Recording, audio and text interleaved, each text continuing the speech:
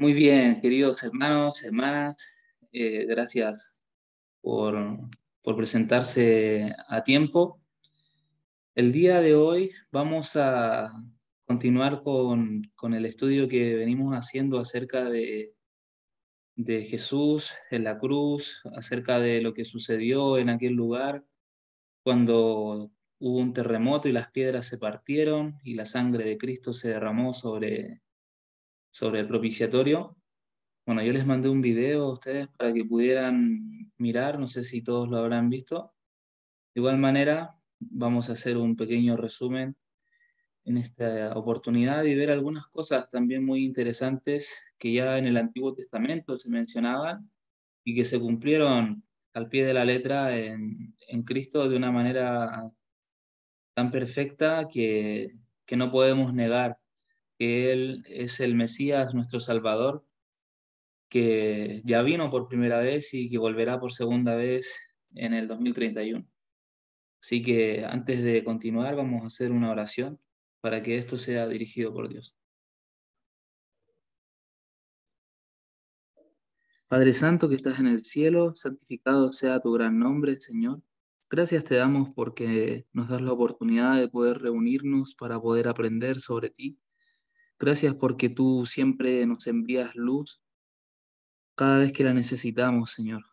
Te rogamos en el nombre de Jesús que tú puedas derramar tu Espíritu Santo sobre cada uno de nosotros para que podamos llegar al conocimiento cabal de la verdad en cuanto a las cosas que hablemos acá, Señor. Que tú seas quien dirige nuestros pensamientos, quien dirige nuestros impulsos, para que podamos ser guiados siempre hacia ti y a comprender el mensaje que tienes para nosotros hoy. Que tus ángeles instructores también nos acompañen y estén a nuestro lado, Señor, para poder defendernos de los ataques, de las distracciones en esta hora. Gracias te damos por todo, Señor. Todo esto te lo agradecemos y te lo pedimos juntamente con el perdón de nuestros pecados. Amén. Muy bien. La semana pasada tuvimos un inconveniente con presentar el tema.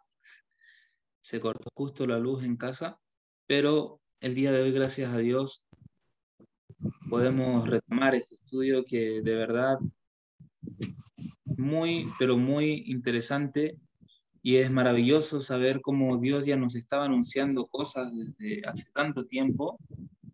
Bueno, al pueblo judío en realidad, estaba anunciándole cosas desde hace tantos años y aún así no pudieron darse cuenta cuando esas cosas se cumplieron en Cristo de una manera perfecta.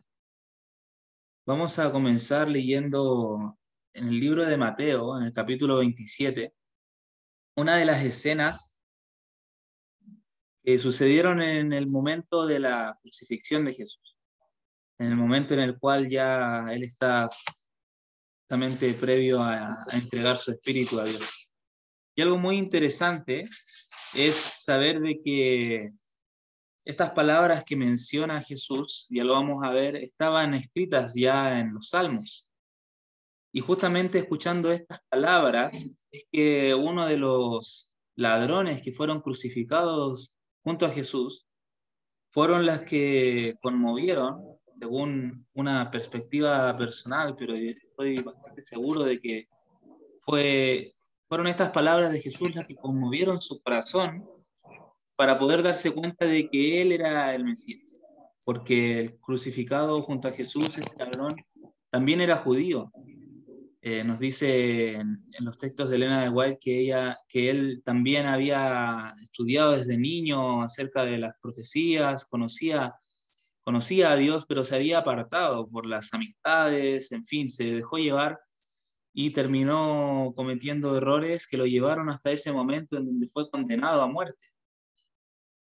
Y justamente en este momento en el cual está allí, Jesús, cerca de la hora novena, clamó a gran voz, diciendo, Elí, Elí, lama sabactani, esto es, Dios mío, ¿por qué me has desamparado? Vamos a ver dónde se encontraba esta frase. Después, algunos de los que allí estaban decían, al oírlo, a Elías llama este. Y al instante, corriendo uno de ellos, tomó una esponja y la empapó de vinagre, y poniéndola en una caña le dio a beber. Pero los otros decían, deja, veamos si viene Elías a librarle. Mas Jesús, habiendo otra vez clamado a gran voz, entregó el Espíritu. Muy bien. Es muy interesante que también menciona a Elías. Elías en este momento. ¿Por qué? Porque Jesús, imagínense lo moribundo en este momento, apenas balbuceaba las palabras y él menciona a Elí. Pero los judíos que estaban en ese momento pensaban que estaba llamando a Elías, porque conocían también una profecía que se encuentra en Malaquías 4, versículos 5 y 6, donde nos habla que antes de que venga el día grande y terrible de Jehová, antes de que aparezca el Mesías, ya para nosotros sabemos que es por segunda vez, antes de que aparezca, vendría Elías el profeta, el Señor enviaría a Elías el profeta. En sí, esto es de manera literal, pero no literal el mismo Elías, el mismo profeta Elías. Y esto ya lo vamos a estudiar más adelante. ¿A qué se refiere esta profecía? Pero es muy interesante que ellos dicen, espera a ver si viene Elías para librar. Pero bueno, él estaba hablándole a Dios, a su Padre, preguntándole por qué lo había desamparado. Y si nosotros vamos al Salmo 22, versículo 1, miren la frase con la que empieza. Dios mío, ¿por qué me has desamparado? Y esto es muy, pero muy interesante porque este salmo fue escrito muchísimos años antes de que sucediera ese evento en la cruz. Si vamos a ir leyendo todo lo que dice este salmo, vamos a leer completo el Salmo 22 y vamos a ir analizando que en realidad lo que estaba hablando acá el salmista, en realidad se estaba refiriendo a los sufrimientos que pasaría el Mesías. Sigue diciendo, ¿por qué estás tan lejos de mi salvación y de las palabras de mi clamor? Dios mío, clamo de día y no respondes, y de noche y no hay para mí reposo. Pero tú eres santo, tú que habitas entre las alabanzas de Israel. En ti esperaron nuestros padres. Esperaron y tú los libraste. Clamaron a ti y fueron librados. Confiaron en ti y no fueron avergonzados. Mas yo soy gusano y no hombre, oprobio de hombres y despreciado del pueblo. Bueno, claramente aquí está hablando del mismo Jesús, ¿verdad? Del mismo Cristo. Es como que él mismo estuviera hablando en primera persona. Y acá también debemos tener en cuenta lo siguiente, la perspectiva judía o de la cultura hebrea, porque aquí la traducción dice gusano, ¿verdad? Dice soy gusano. Pero esa no es la palabra literal o a qué se refiere en realidad. Ya lo vamos a ver a continuación. Pero quisiera hacer hincapié en algo. Dios permitió que los profetas escribieran todas estas cosas porque Dios quería que cuando Cristo estuviera acá en la tierra y al leer la palabra, ¿verdad? La palabra de Dios, había sido escrita e inspirada por Él mismo, se daba palabras de aliento, porque sabía que luego le tocaría estar como hombre. Cristo cuando estuvo en el cielo, Él sabía que luego le tocaría estar aquí como hombre. Sabía y conocía cuáles eran las flaquezas de los hombres. Por lo tanto, al leer todas estas cosas, esto le ayudaría a poder encontrar fortaleza para poder superar la prueba, para poder fortalecer su fe. Y eso es lo que también nosotros nos toca hoy en día, fortalecer nuestra fe a través de la lectura. La palabra de Dios dice que la fe viene por el oír la palabra de Dios. Así como también se fortaleció la fe de Cristo. Es la misma forma en la que nosotros debemos fortalecer nuestra fe para poder superar las pruebas que se vienen aquí en este mundo. Para nosotros, como su pueblo, en un futuro no muy lejano, donde seremos perseguidos, torturados, muchos asesinados, y debemos ser fuertes en Cristo, en la fortaleza de Cristo, para poder superar ese momento de prueba. Bueno, les dije que íbamos a analizar lo que era gusano, ¿verdad? Bueno, la palabra gusano es la palabra tolá en lo que sería el hebreo, que viene del 8438 en el diccionario Strong, que es gusano, por lo voraz, específicamente a menudo con elipsis del 8144, que está acá al lado. El gorgojo rojo, pero usado solo en esta conexión de su color, y ropas teñidas con ese color. Y luego nos dice que específicamente, como nos dice acá, específicamente, a ver si voy a poner el puntero para poder apuntar bien, acá donde dice específicamente, ¿verdad? Nos está llevando al 8144, que sería esto, que sería Shani, ¿ok? Que es carmesí, propiamente el insecto o su color, también cosa teñida con él. Bueno, el carmesí, lo escribí acá abajo para que lo puedan también tener ustedes, también llamado rojo de grana y antiguamente carmeso o carmesín o cremesino, es un color rojo purpúreo vivo, que también puede describirse como un carmín muy vivo. El color carmesí en aquellos tiempos resultaba de triturar los cuerpos de los gusanos, Topus y Lisis. Y el comportamiento de este gusano, el gusano escarlata, es muy interesante porque cuando la hembra es fecundada, se dirige a un tronco y se adhiere firmemente al madero. Es muy interesante las palabras que utiliza, ¿no? Se adhiere firmemente al madero, donde pone los huevos y comienza a secretar una sustancia púrpura, carmesí o escarlata. Estas tres palabras se utilizan para denominar al pigmento extraído de la desecación de ese gusano, muy usado en la antigüedad para teñir telas de color rojo. Esta tintura era muy cara, la tintura roja, por su escasez y dificultad de extracción, y era usada para confeccionar ropa y ornamentos de nobles, reyes y sacerdotes. Y en la cultura hebrea era usada para poder teñir también las partes del velo del santuario. Muy interesante eso. Bueno, en sí el comportamiento interesante del insecto es lo que viene a continuación, que al secretar ese fluido carmesí que salía del mismo gusano para poder recubrir los huevos y protegerlos, baña literalmente a sus crías con ese fluido y de esa manera permite que éstas vivan. Pero el gusano perece en el proceso.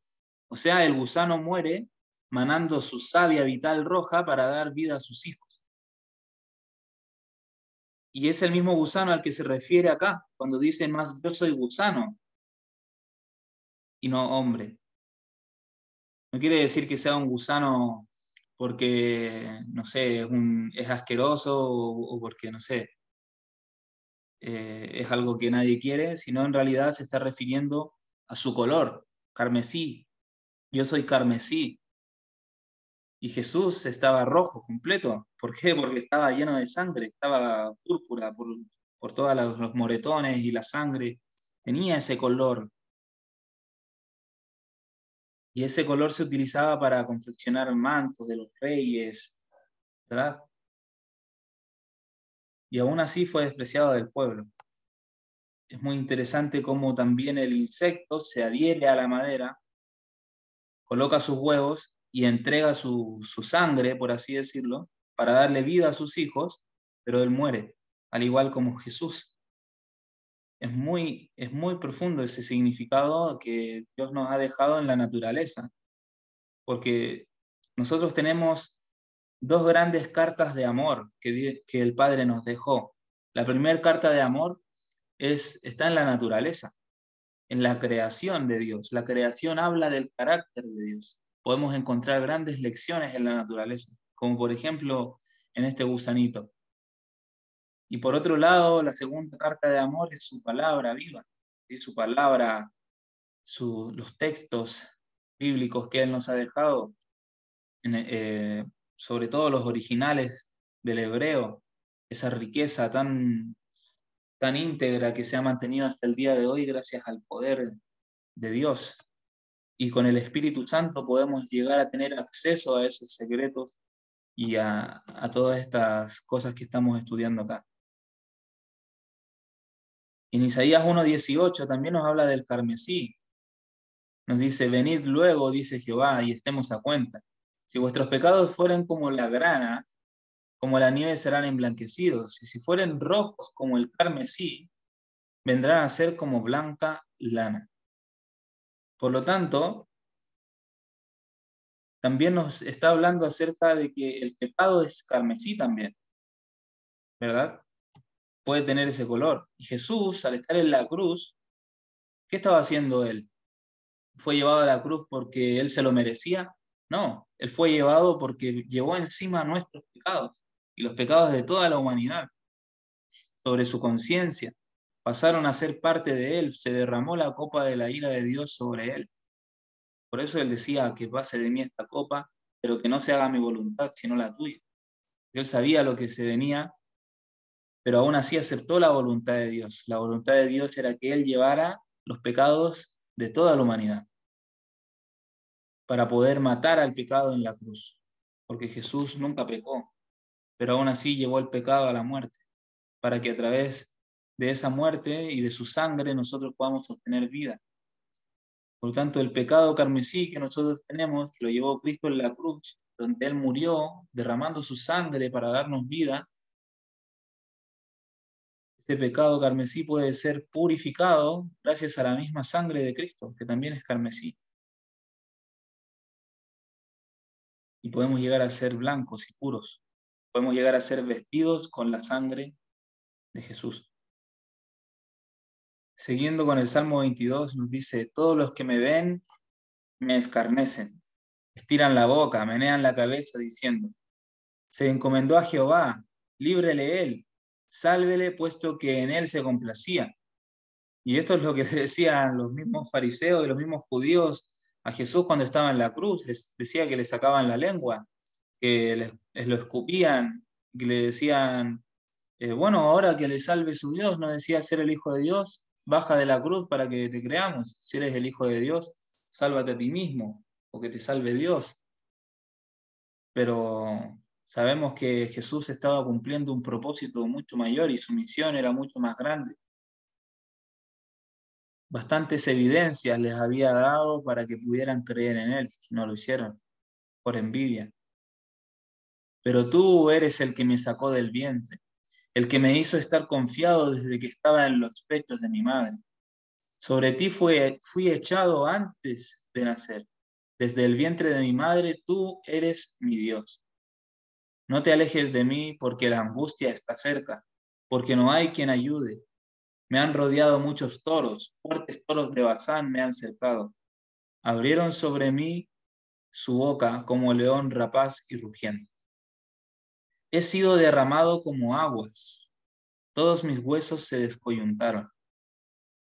Y aquí en esta parte donde nos dice, he sido derramado como aguas, también me recuerda al momento en el cual es traspasado del costado de Jesús, ¿verdad? Que se derrama sangre y agua, ¿sí? Donde le traspasan el costado izquierdo. Y como dice en Isaías 53, por su llaga fuimos nosotros sanados, por esa llaga, por ese costado traspasado, del cual salió y brotó la sangre que se derramó sobre el propiciatorio. Mi corazón fue como cera derritiéndose en medio de mis entrañas. Como un tiesto se secó mi vigor, y mi lengua se pegó a mi paladar. Y me has puesto en el polvo de la muerte, porque perros me han rodeado, me ha cercado cuadrilla de malignos, horadaron mis manos y mis pies. Interesante esta parte también, horadaron mis manos y mis pies, que quiere decir perforaron mis manos y mis pies. O sea, ya estaba mencionando la forma en la cual iba a morir. En Salmos 22, no estoy hablando de algo que escribió Pablo, o el apóstol Pedro o Juan. O sea, esto lo escribieron mucho antes de que existieran todos ellos y mucho antes de que sucediera. Contar puedo todos mis huesos, entre tanto ellos me miran y me observan. Repartieron entre sí mis vestidos y sobre mi ropa echaron suertes. Nuevamente, o sea, mencionando otro evento que sucedió, se cumplió, todo esto se cumplió en Cristo. ¿Cómo podemos ser tan ciegos de no querer verlo? Mas tú, Jehová, no te alejes, fortaleza mía, apresúrate a socorrerme. Libra de la espada mi alma, del poder del perro mi vida. Sálvame de la boca del león y líbrame de los cuernos de los búfalos. Anunciaré tu nombre a mis hermanos. En medio de la congregación te alabaré. Los que teméis a Jehová, alabadle. Glorificadle descendencia toda de Jacob y temedle vosotros descendencia toda de Israel. Porque no menospreció ni abominó la aflicción del afligido, ni de él escondió su rostro, sino que cuando clamó a él, le oyó. De ti será mi alabanza en la gran congregación. Mis votos pagaré delante de los que le temen. Comerán los humildes y serán saciados. Alabarán a Jehová los que le buscan. Vivirá nuestro corazón para siempre. Se acordarán y se volverán a Jehová todos los confines de la tierra, y todas las familias de las naciones adorarán delante de ti, porque de Jehová es el reino y él regirá las naciones. Comerán y adorarán todos los poderosos de la tierra, se postrarán delante de él todos los que descienden al polvo, aún el que no puede conservar la vida a su propia alma. La posteridad le servirá, y esto será contado de Jehová hasta la postrera generación. Vendrán y anunciarán su justicia a pueblo no nacido aún, anunciarán que él hizo esto. Y es muy interesante que cuando nos habla acá de anunciar esa justicia a un pueblo no nacido aún, y anunciarán lo que él hizo, nos habla en el versículo 31.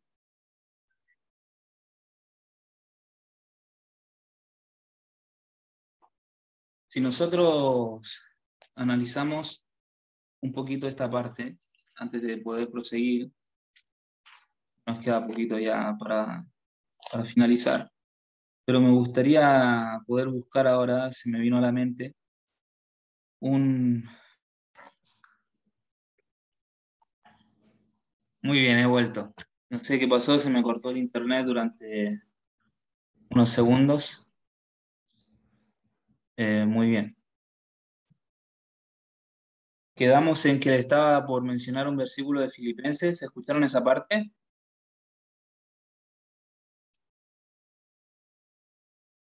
Hola, ¿me escuchan? Sí, sí le escuchamos, hermano. Sí, se escucha.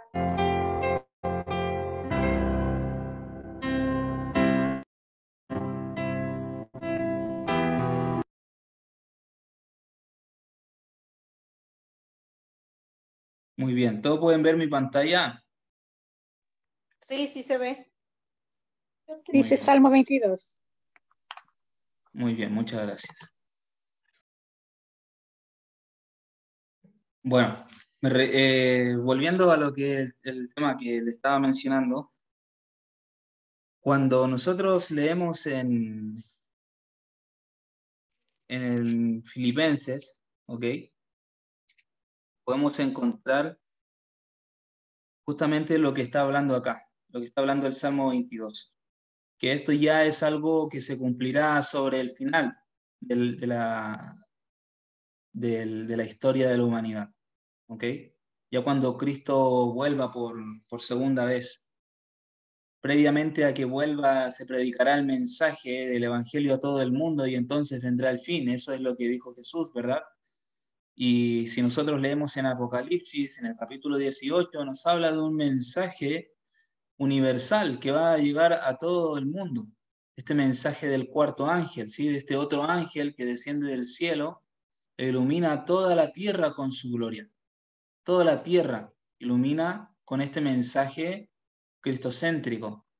Y allí es donde se acordarán de este momento que vivió Cristo y de todo lo que ya hemos estado hablando en estos últimos sábados. Todos los confines de la tierra podrán reconocer esto. Pero incluso acá nos menciona que aún el que no puede conservar la vida de su propia alma, o sea, tanto justos como injustos, lo adorarán al final. Y esto nos lo confirma acá cuando nosotros leemos en Filipenses capítulo 2, en el versículo 5 en adelante, nosotros podemos... todos me escuchan bien, ¿verdad? Sí, escuchamos bien. Ok. Nosotros leemos en el capítulo 5 de Filipenses, perdón, en el capítulo 2 de Filipenses, en versículo 5 en adelante, nos dice así: tengan la misma actitud que tuvo Cristo Jesús. Aunque era Dios, no consideró el ser igual a Dios, no consideró que el ser igual a Dios fuera algo a lo cual aferrarse.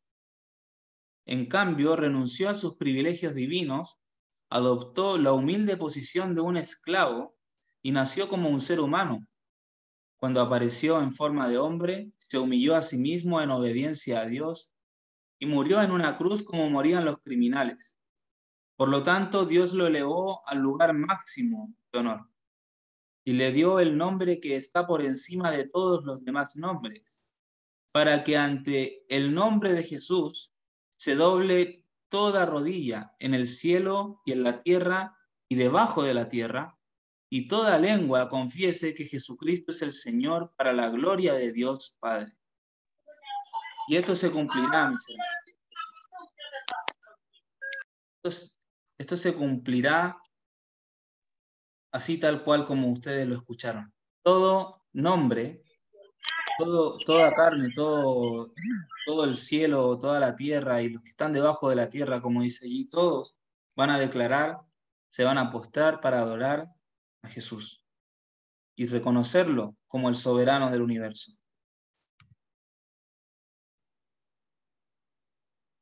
Bueno, con este versículo fue con el que comenzamos, ¿verdad?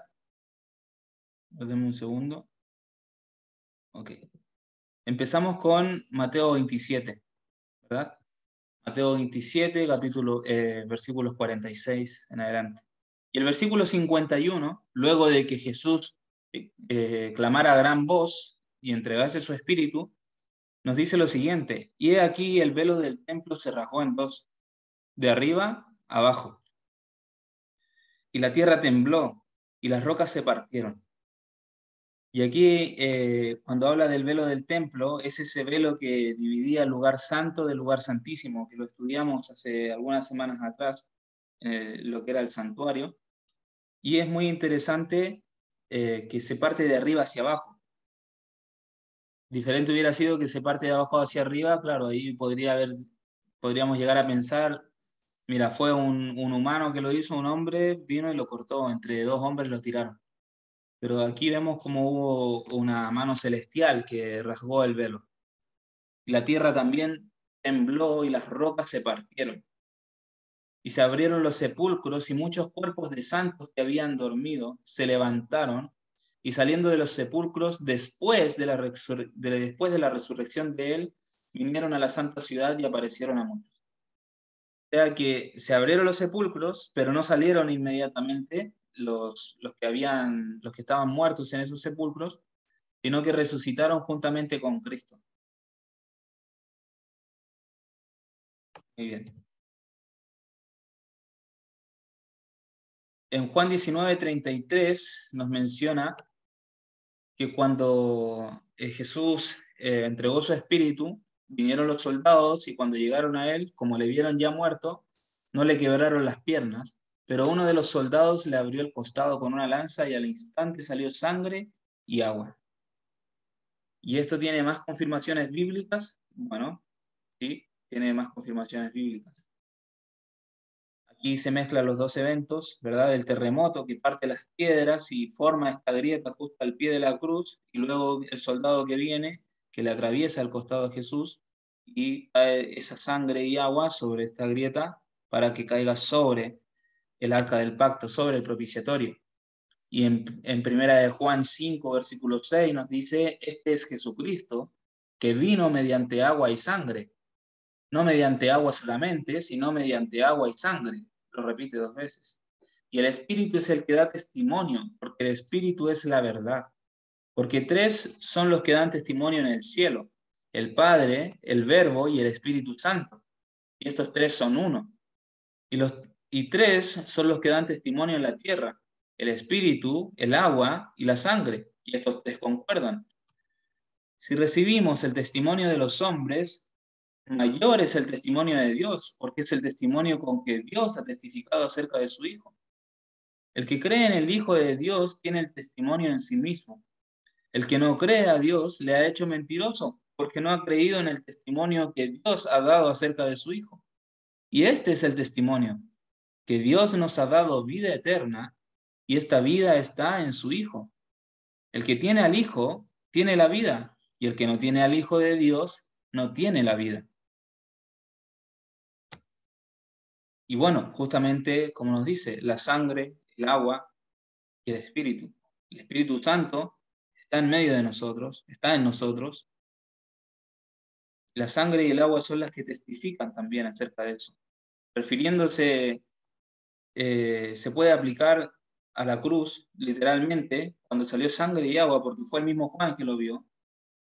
Y también al bautismo, cuando nosotros nos bautizamos, aceptamos a Cristo como nuestro Salvador personal y somos bañados en su sangre y somos bañados en el agua, regenerando.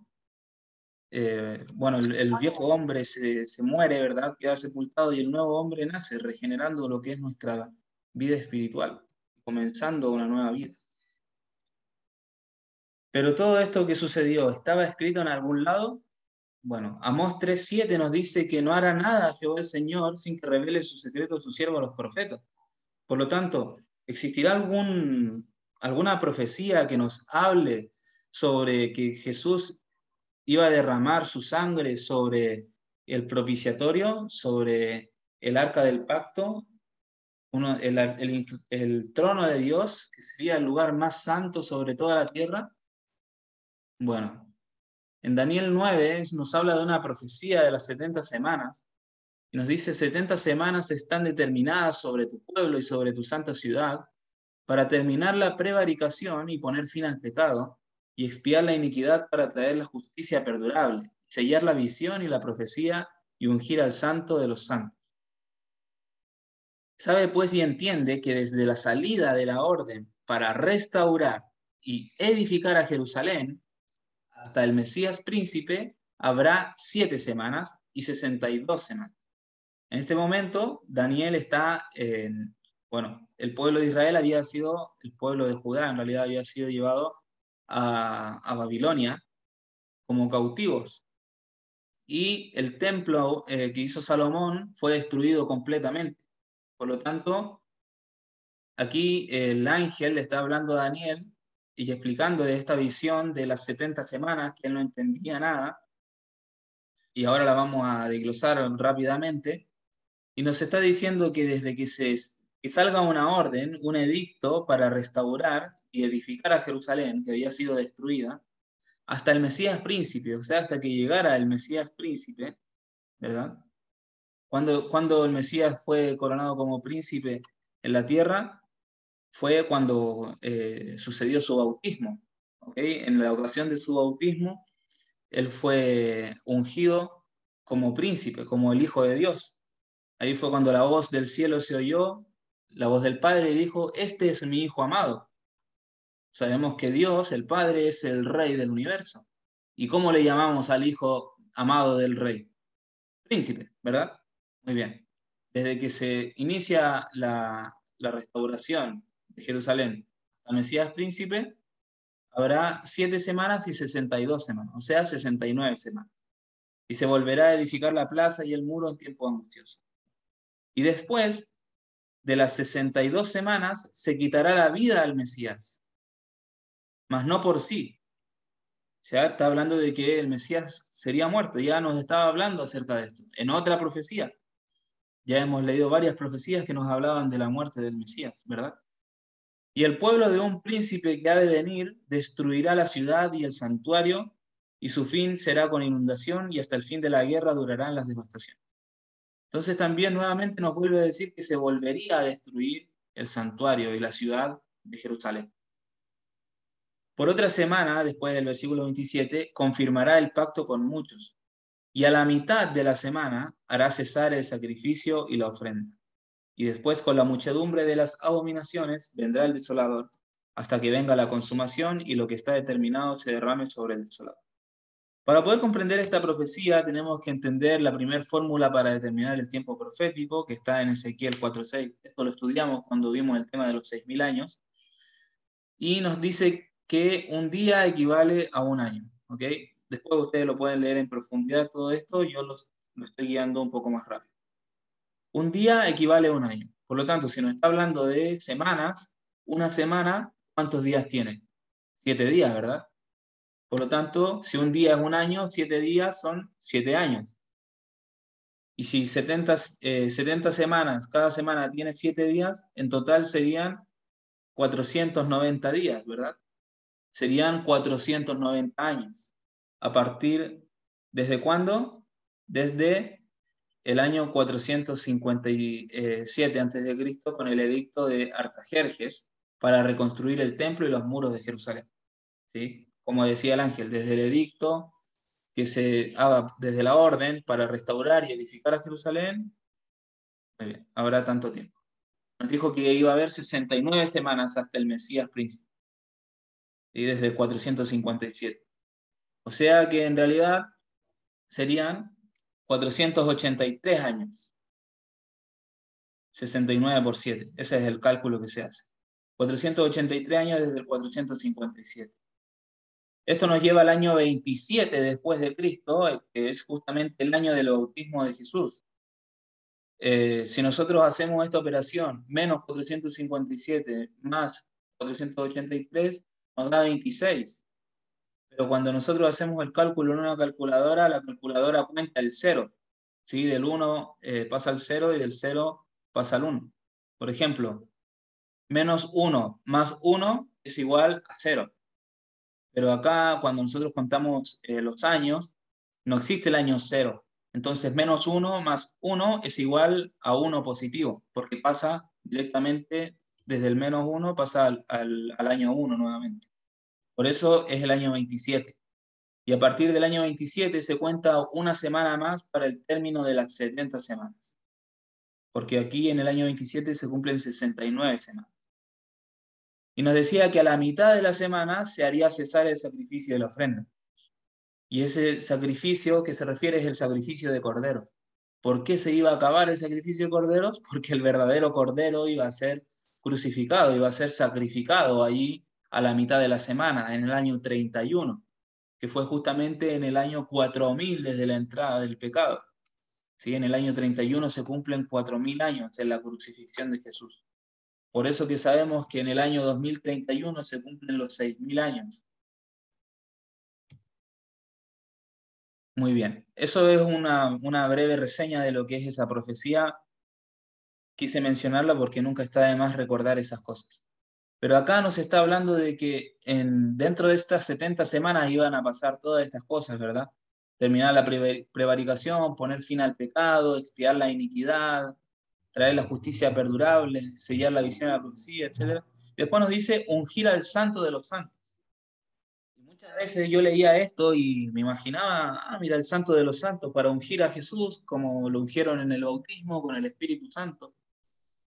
Pero si nosotros vemos que es el santo de los santos, una cosa es ser santo y otra es santo de los santos, o sea, serías un santísimo, ¿verdad? Santo de los santos será igual a santísimo. Entonces, lo fui a buscar al diccionario Strong. El diccionario Strong que tenemos disponible en internet. Después yo les puedo mandar el link para que ustedes también puedan buscarlo. Y como ven, aquí arriba está Daniel 9:24, el versículo que estábamos leyendo, se lee de derecha a izquierda, ¿verdad? Semana 70 se ha decretado sobre tu pueblo, sobre de ciudad tu santidad, bueno, están escritas así como medio raro, pero al final dice, para ungir santo de santos. Y es la misma palabra, el mismo número, 6944, pero una palabra es más larga que la otra, si ustedes se dan cuenta, ¿verdad? Y vean la figura de la palabra, ¿ok? Vean cómo está escrito. Muy bien, entonces yo me imaginé si este era santísimo, entonces fui a Éxodo 26:33, donde se habla sobre el lugar santísimo, que está en el templo, que estaba en el templo de Jerusalén, donde estaba el arca del pacto. Y dice, pondrás velo debajo de los corchetes, meterás allí el velo adentro, el arca del testimonio, y aquel velo os hará separación entre el lugar santo y el santísimo. Para la palabra santísimo, utiliza la misma connotación. Santísimo de lugares santos, dice, y es la misma palabra, la 6944. Cuando busqué la 6944, me dice que es un lugar o cosa sagrada. No me habla de una persona, como para poder decir, ah, está hablando de Cristo. Es un lugar o una cosa sagrados. Y viene del 6942, que es Kedesh, que es santuario. Perdón. Es acá, abajo, 6942 abajo, que es hacer, pronunciar u observar como limpio. O sea, purificar, limpiar algo, ¿verdad? O algo que ya es limpio. Dice ser limpio. Y viene de el cognado que tiene, que es el 6943, que es el santuario. ¿Sí? Este es el 6942, este es el 6944 y el 6943 que está entre medio, que es Kedesh, es santuario. Por lo tanto, cuando nos está hablando de ungir al santo de los santos en el libro de Daniel, nos está hablando acerca del lugar santísimo. Y que esto sí va a ser en la semana 70. Si ustedes ven, es las mismas palabras, ¿verdad? Son las mismas palabras. Por lo tanto, ese ungimiento del cual estaba hablando es la sangre de Jesús vertida sobre el santo de los santos, que sería justamente acá el arca del pacto. Porque en sí el lugar santísimo, la habitación, el edificio del templo no era lo que era santo. En realidad era la presencia de Dios en ese lugar. Porque ahí estaba el trono de Dios en la tierra. Y justamente el arca del pacto estaba debajo de la cruz, como el trono, como el asiento de la justicia y de la misericordia. Y justo allí fue donde se derramó la sangre preciosa de Cristo para ungir al santo de los santos, cumpliendo la profecía de Daniel. Es muy interesante. Y bueno, nos cumple justamente, vuelvo a mostrar estos versículos porque no me dejan de sorprender. Isaías 46:13. Y haré que se acerque mi justicia, no se alejará, y mi salvación no se detendrá. Y pondré salvación en Sión, en Moriah, en el Calvario, que es lo mismo, ¿verdad?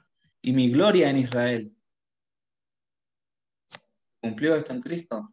Claro que sí. Y Joel 3, 16, 17 y 21 nos dice, y Jehová rugirá desde Sión, y dará su voz desde Jerusalén, y temblarán los cielos y la tierra. Pero Jehová será la esperanza de su pueblo y fortaleza de los hijos de Israel. Y conoceréis que yo soy Jehová vuestro Dios, que habito en Sión,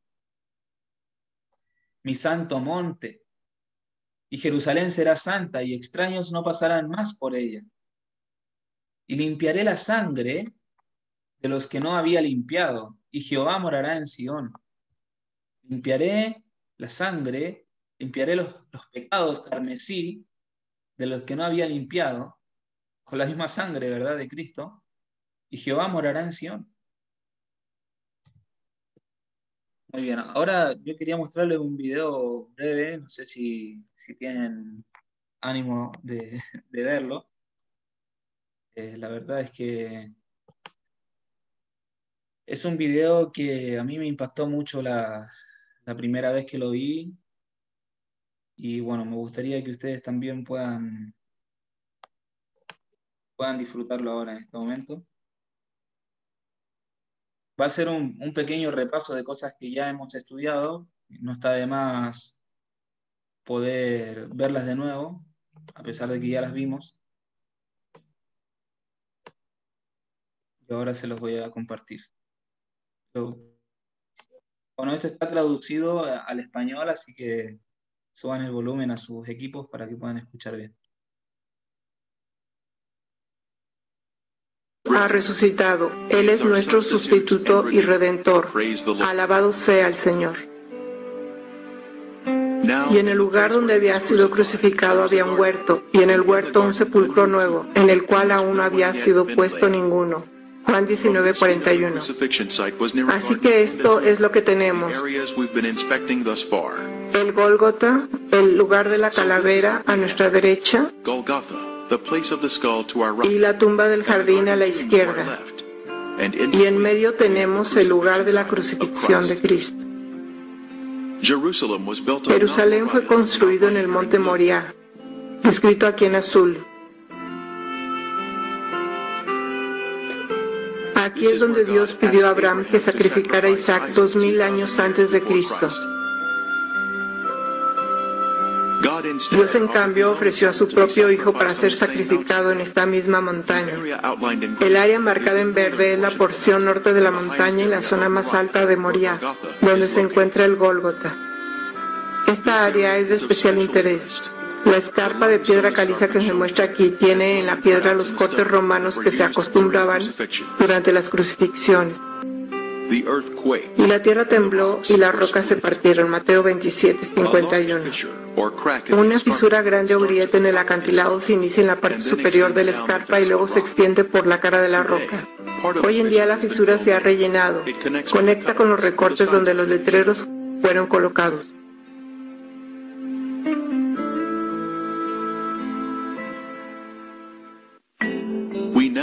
A continuación presentamos el material más importante del mundo, el descubrimiento del Arca de la Alianza y las pruebas que contiene. Si bien las fotografías de este hallazgo no se mostrarán hoy, sí tenemos el testimonio fiel de Ron Wyatt, cuya credibilidad se estableció a través de otros descubrimientos que ya hemos visto hasta ahora. El Señor usó al Sr. Wyatt para encontrar los otros descubrimientos, por lo que podemos confiar en su testimonio con respecto a este. Ron Wyatt trabajó durante muchos años en la excavación del Arca del Pacto. Llevó a cabo su trabajo bajo un permiso expedido por la Autoridad de Antigüedades de Israel, pero el permiso no se hizo público debido a la naturaleza y la sensibilidad de la obra. Algunos críticos han dicho que ni siquiera trabajó en los terrenos de la zona de la tumba del jardín. Pero como usted puede ver aquí, su presencia estaba bien establecida. A veces habría mucha gente ayudando con la excavación sobre el suelo y por debajo. Reconocemos que el libro de los Macabeos en los Apócrifos no es un libro inspirado, pero puede tener alguna información histórica que podemos recoger. Aquí dice: ahí Jeremías encontró una caverna, metió en ella el arca, el toldo que la cubría y el altar del incienso, y luego tapó la entrada con piedras. Este lugar quedará secreto hasta que Dios tenga compasión de su pueblo disperso y lo reúna. Entonces el Señor mostrará de nuevo estos objetos. Segunda de Macabeos 2, del 5 al 8.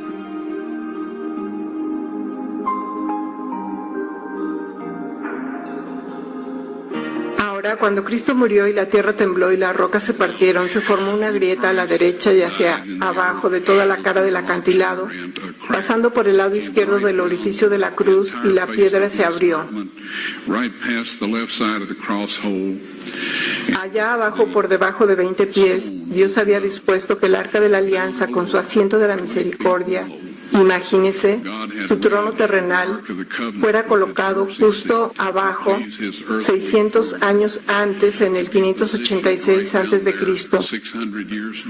cuando el ejército de Babilonia destruyó la ciudad. Cuando el centurión metió la lanza en el vaso de Cristo y probablemente en el ventrículo izquierdo para asegurarse de que estaba muerto antes de darle el cuerpo a José de Arimatea, al retirar la lanza, las células separadas de color rojo sangre y el suero de la sangre del Hijo de Dios se derramaron, cayeron a través de esa grieta sobre el asiento de la misericordia. Y eso ratificó el antiguo y el nuevo pacto. Avancé en esta cámara que estaba impecable. Cuando la encontré, había allí 4 jóvenes de pie. Y empecé a decir, ¿qué están haciendo aquí? Me quedé helado. No me podía mover, no podía respirar, no podía hacer nada. Uno de ellos dijo, somos los 4 ángeles que han estado cuidando el arca desde que Moisés puso las tablas de piedra en ella. Y me indicaron que preparara mi videocámara con el tripié y la dirigiera hacia el arca de la alianza. Y se acercaron y levantaron el propiciatorio. Y luego me dio instrucciones para tomar una muestra de sangre del asiento de la misericordia y hacerla analizar, y yo hice todo lo que el ángel me dijo que hiciera. Siendo breve, la sangre seca es sangre muerta.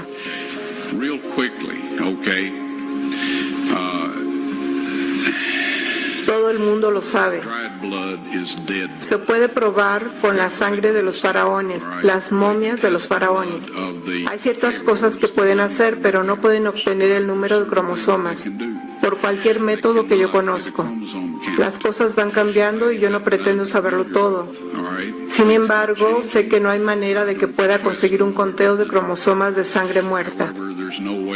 Usted puede obtener un ADN y algunas otras cosas, pero no un estudio cromosómico. Esto se hace en glóbulos blancos vivos. En primer lugar, para este análisis, llevé la sangre a un laboratorio de Israel.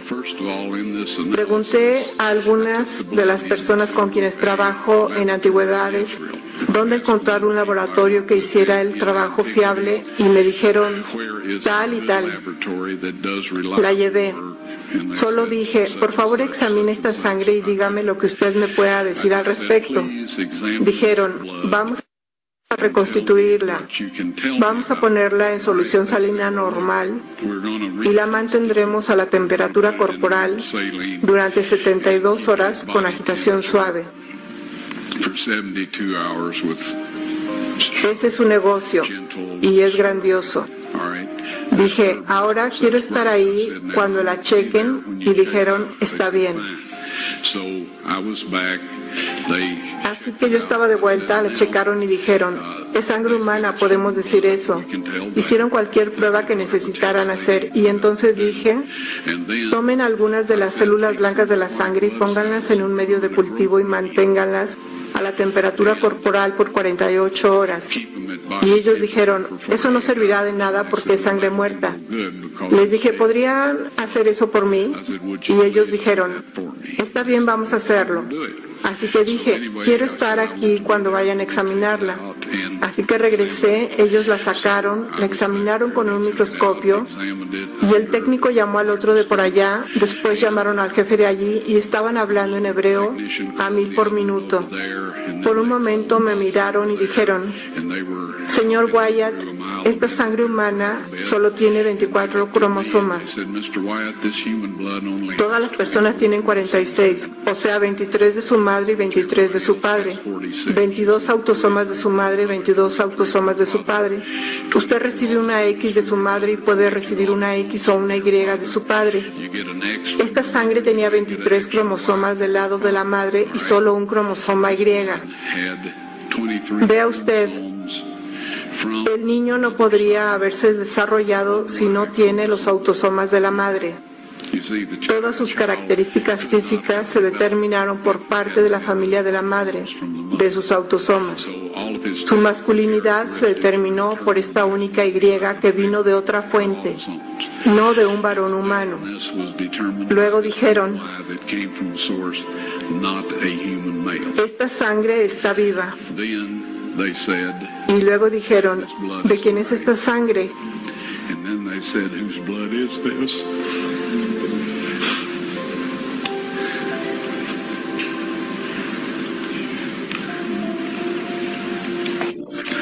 Les dije, esta es la sangre de su Mesías.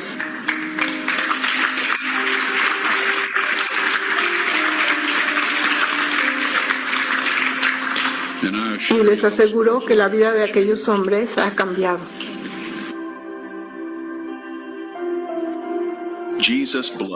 La sangre de Jesús brotó de su costado, una corriente carmesí sobre las rocas de abajo y sobre el propiciatorio del Arca del Pacto, ratificando el antiguo y el nuevo pacto.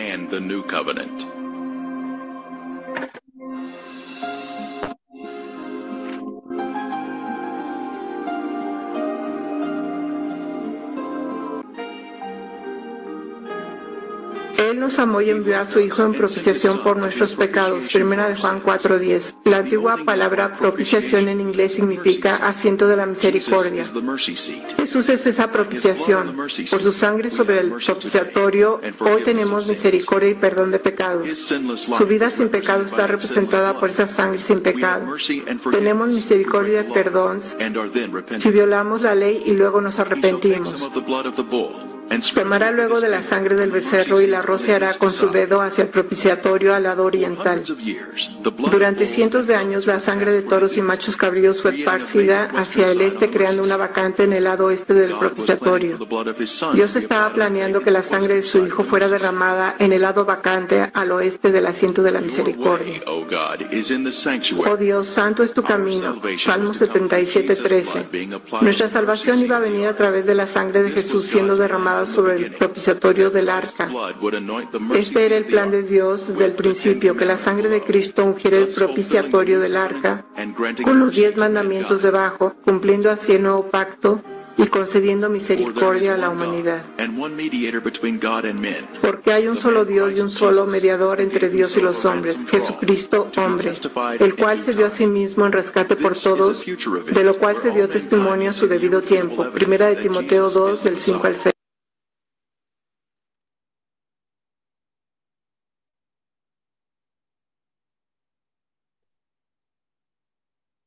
Bueno, hermanos, la verdad, esto es bastante más profundo y bueno, hay mucha información al respecto y bastantes entrevistas que dio Ron Wyatt al respecto de los descubrimientos que realizó. Pero lo que sí nosotros, con lo que debemos quedarnos en este momento, es principalmente con la perfección con la que Dios siempre guía las cosas. Y debemos confiar en que Él sigue guiando las cosas hoy en día para que tengan un buen final para aquellos que obedecen a su palabra, que obedecen sus mandamientos, aquellos que están en comunión con Él, que se mantienen siempre unidos a Cristo como esa vid de la cual brota esa savia, para que podamos también nosotros dar ese fruto que sea para vida eterna. Bueno, no sé si todos alcanzaron a escuchar bien, espero que hayan visto bien, si no, igual les voy a compartir el video para que lo puedan ver ustedes directamente desde YouTube. Sin embargo, yo creo que quedó bastante claro todo este tema. Si hay alguien que le parecen cosas interesantes, como a mí en un principio, que me pareció muy interesante, que justamente el propiciatorio, por ejemplo, tuviese un triángulo, que se forman un triángulo con las alas, ¿verdad? Y pueden decir, ah, pero mira, ¿no? Los Illuminati, que también tienen el triángulo, etc. Muy bien. Si nosotros volvemos al Antiguo Testamento, el Arca del Pacto se llevaba en todas las peregrinaciones del pueblo de Israel, cuando iban por el desierto, iban combatiendo a sus enemigos, siempre llevaban el Arca del Pacto delante de ellos. Y lo llevaban los levitas, ¿ok? Específicamente los que estaban destinados para tocar el Arca del Pacto. No cualquiera podía tocar el Arca del Pacto. Habían hombres que estaban especialmente destinados para ello. Y estos hombres, al tocarla, no morían porque justamente estaban santificados para hacerlo. Muchas personas veían cómo ellos llevaban el arca, veían la forma del arca. Satanás vio cómo era el arca, a pesar de que él no podía ingresar al lugar santísimo. Cada vez que sacaban el arca, él la podía ver. En cierta oportunidad, los mismos filisteos robaron el arca al pueblo de Israel y bueno, le vino una gran tragedia al pueblo de los filisteos, que al final terminaron devolviéndole el arca al pueblo de Israel. Para que ustedes puedan tener una idea, Satanás conocía esa forma del arca y conocía la santidad que tenía este elemento y que ese triángulo estaba ahí en ese lugar. Y claro, justamente como nos comenta Angélica aquí, el lado oscuro, ¿sí? Satanás siempre ha querido utilizar los elementos santos, los símbolos santos, para llevarlos al lado contrario, ¿verdad? Para llevarlo al lado satánico. Y esa es la obra de Satanás. Nunca él va a inventar algo nuevo que se le ocurrió a él, sino que siempre va a tomar lo de Dios, lo va a tergiversar y lo va a llevar a su propio lado, pero siempre imitando las cosas de Dios. Por otro lado, otra anécdota que quiero que quede grabada, que también en una de las entrevistas Ron Wyatt la cuenta, él cuando descubrió el arca, bueno, él se fue y le dijo a los israelitas que estaban ahí en ese lugar, a los judíos que estaban en ese lugar, que sabían de esos descubrimientos, que nadie entre a ese lugar. Les dijo que nadie entre porque van a morir. El que entre ahí va a morir. Muy bien, no hicieron caso y él se fue a Estados Unidos y estuvo por allá y lo llaman por teléfono y le piden que vaya urgentemente porque habían mandado justamente a algunos levitas, levitas de sangre. Sabemos que los levitas eran los que antiguamente oficiaban en el templo y mandan ellos unos levitas para sacar el arca de ese lugar. Y se demoraban en salir, se demoraban en salir y no salían y bueno, las personas que estaban esperándolos afuera tuvieron miedo y pensaron que les había pasado algo. Entonces llaman a Ron Wyatt y Ron Wyatt va a ese lugar, entra y claro, efectivamente eran 6 personas que habían entrado y estaban los 6 muertos, tirados en el suelo. Eh, Porque bueno, sabemos que estaban los ángeles cuidando y custodiando ese lugar y tenían la advertencia, tenían la advertencia. Además, que al ser un lugar tan santo, está la presencia de Dios ahí y el hombre pecaminoso no puede tocar ese lugar, mucho menos alguien que no acepte a Jesús como su Salvador. Ron Wyatt fue un siervo de Dios, fue utilizado por Dios para poder encontrar todo esto y le agradecemos a Dios y glorificamos a Dios. Y ese elemento sigue escondido allí, hasta el día de hoy, sigue estando allí y se va a revelar a luz a su debido tiempo.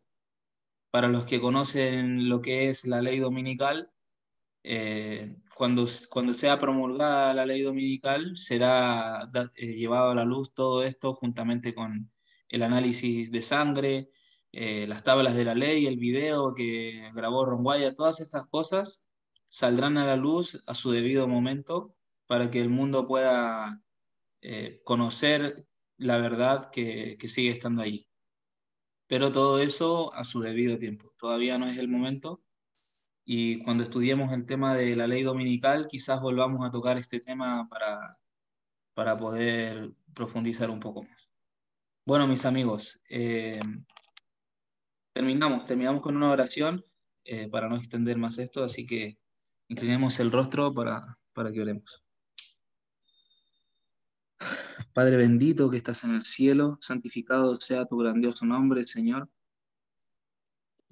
Estamos en el nombre de Jesús, postrados delante de ti, acercándonos a tu trono de gracia para agradecerte por la luz que nos has enviado en esta tarde. Gracias, Señor, porque tú nos diriges, porque tú diriges tu obra aquí en la tierra, Señor, y porque nos utilizas a cada uno de nosotros como instrumentos para poder llevar salud a otras personas, para poder llevar esperanza y también para poder llevarles las verdades que tú nos has comentado y nos has enseñado en estos últimos tiempos.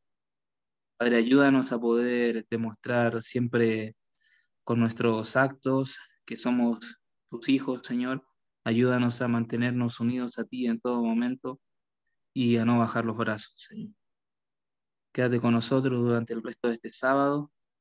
Todo esto te lo agradecemos, Señor, y te lo pedimos, confiando en los méritos de Jesús al morir por nosotros en la cruz. Amén.